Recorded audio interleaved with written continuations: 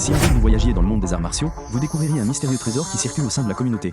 La légende raconte qu'il s'agit du lieu de sépulture du premier grand maître de ce monde, le prince céleste, situé quelque part à Enshan. Pour s'emparer du trésor laissé par le prince céleste, un rugissement assourdissant retentit d'un rocher gigantesque à Enshan.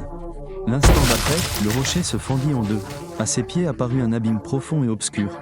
Une silhouette en émergea. Et me voilà enfin. Contempler ce ciel d'un bleu infini m'envahit d'une profonde nostalgie. Le temps ayant passé, j'ai oublié mes souvenirs d'avant mon arrivée dans ce monde. Pourtant, je dois faire l'effort de les retrouver. Tout cela à cause de l'obsession qui me consume. Venger mes compagnons. Mon premier souvenir remonte à mes 10 ans, lorsqu'un vieil homme se faisant appeler le prince céleste amena 100 enfants dans ce monde. Et j'étais parmi eux. À cette époque, je ne connaissais pas la peur. J'entendais seulement. Voire incroyable. Mais dans 10 ans, tu sauveras ce monde. Je me souviens encore de son regard perçant. Écoutez-moi tous. Demain, nous commencerons l'entraînement aux arts martiaux. N'essayez même pas de vous échapper, car j'ai déjà empoisonné l'entrée de la grotte avec mon œil géant. Après tout, ce ne serait pas bon que 10 000 personnes y pénètrent. Vous êtes d'accord? Dès lors, une pratique ascétique rigoureuse, appelée cultivation, commença. Tout ce que nous faisions, de la cultivation à nos repas, nos boissons et même nos fonctions corporelles, était strictement contrôlé. Nous pratiquions d'abord une technique de respiration appelée le Qigong des 3 talents. Ce Qigong permettait d'absorber simultanément le Qi du ciel et de la terre. Puis on nous enseigna le maniement de l'épée et les techniques de mouvement. Nous pratiquâmes ainsi systématiquement pendant environ 3 ans. Ensuite, le prince céleste nous réunit à nouveau. Les arts martiaux que je vous ai enseignés suffisent pour atteindre le royaume du dieu martial. Pendant les 7 prochaines années, vous n'aurez qu'à maîtriser cette technique. Puis, désignant la porte de pierre à côté de lui, il dit: désormais, vous cultiverez à l'intérieur. C'était tout. Il s'agissait de résister à l'arrivée de Sœur Rao 7 ans plus tard. Alors que les 100 enfants sélectionnés entraient, la lourde porte de pierre se referma lentement. C'est seulement à ce moment-là que je compris enfin une chose.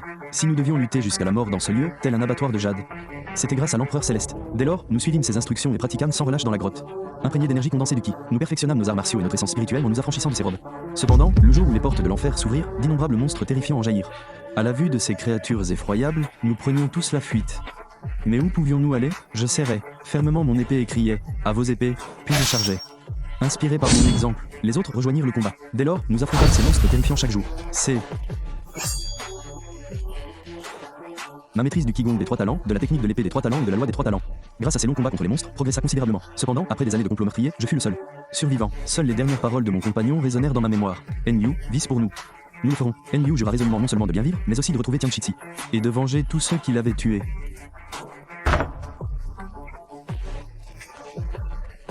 Zhao Xueyan, fille du chef de la famille Zhao du Henan, s'exclama: frère, regarde-le. L'épée à sa ceinture. L'épée. Fils du chef de la famille Zhao du Henan, fit une remarque. Face au délicieux repas qui s'offrait à moi, je restais longtemps immobile, les yeux rivés dessus. Cela faisait des années que je n'avais pas mangé un plat aussi savoureux. Dès que je portais les nouilles à ma bouche, le temps s'arrêta net, enveloppé par leur chaleur réconfortante. Les nouilles tendres, enrobées d'un bouillon riche, glissèrent jusqu'à mes lèvres. C'était tout simplement exquis. Même les convives alentour en avaient l'eau à la bouche et se précipitèrent pour en commander. Mais non loin de là, Zhao Xueyan.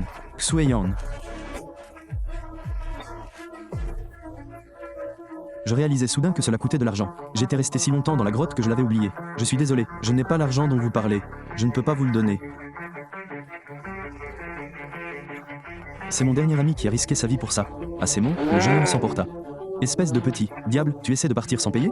L'instant d'après, un groupe de héros d'arts martiaux les encercla. Alors qu'un combat était sur le point d'éclater, 1000 mains fines apparurent devant eux. Zhao Xueyan, tenant une ceinture porte-billets, sourit et dit: je suis venu l'aider avec la copie. J'étais pourtant stupéfait par la bienveillance de ces personnes. Je me souviens de ceci.